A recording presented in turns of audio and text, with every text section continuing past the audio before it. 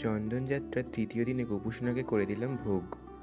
এর আগের ভিডিওতে পার্ট 1টা শেয়ার করেছি। এই ভিডিওতে পার্ট 2টা শেয়ার করব।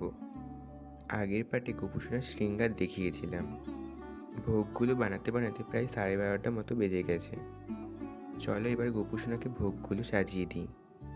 চলো গোপুসোনাকে এখন ভোগগুলো খাইয়ে দিই। ভোগ খাওয়ানোর শর্টসগুলো আমি আগেই শেয়ার করেছি, তাই এই পার্টে ছোট ছোট ক্লিপে শেয়ার করছি। গোপুসোনার ভোগেও কিন্তু অনেক কিছু ছিল, যেমন অন্ন, আলু ভাজা, ডালের বড়া ভাজা, কুঁদরির পোস্ত, ডালের বড়া দিয়ে আলু দিয়ে একটা ঝোল, আরও একটা সবজি, চাটনি, আর কিছু ফল, আর তার সাথে 1 গ্লাস জল।